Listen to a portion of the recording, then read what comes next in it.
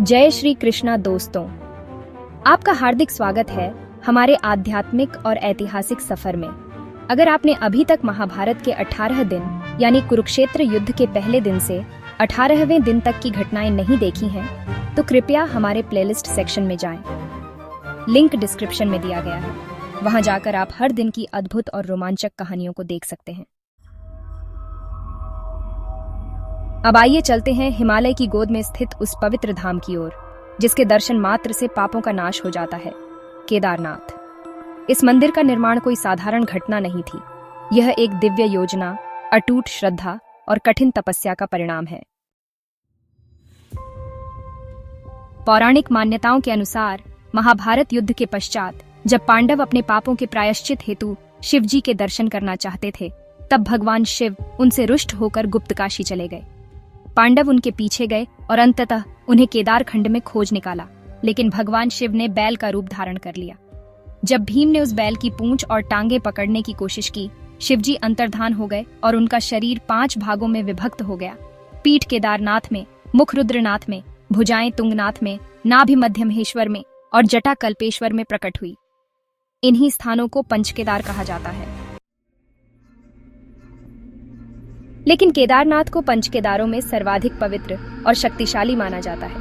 कहते हैं कि पांडवों ने वहीं शिवलिंग की स्थापना की और महाप्रायश्चित किया। इस स्थान पर महर्षि नार और नारायण ने भी कठोर तप किया था, जिससे प्रसन्न होकर शिवजी ने उन्हें केदारनाथ में सदा निवास करने का वरदान दिया।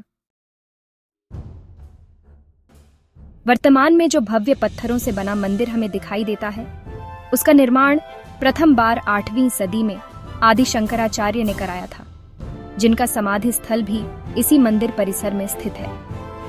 ध्यान देने योग्य बात यह है कि केदारनाथ मंदिर 3583 मीटर की ऊंचाई पर स्थित है और कोई भी धातु अथवा सीमेंट का उपयोग नहीं हुआ है।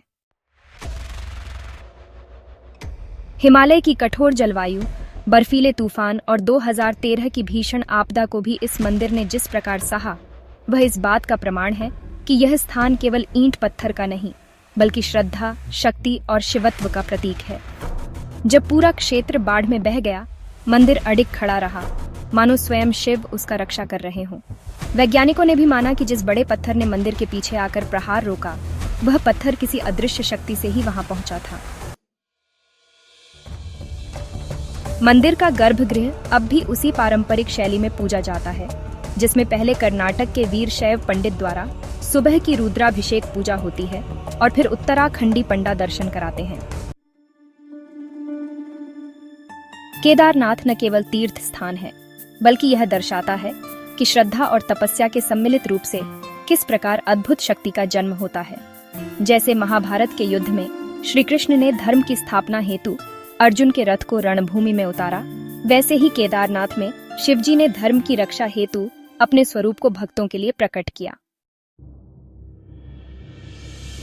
आज भी हजारों श्रद्धालु हाड़कंपा देने वाली ठंड, ऊंचाई और कठिन रास्तों को पार कर वहां पहुंचते हैं और अनुभव करते हैं शिव की उस अनंत कृपा को, जो केवल भावना से प्राप्त होती है, साधन से नहीं।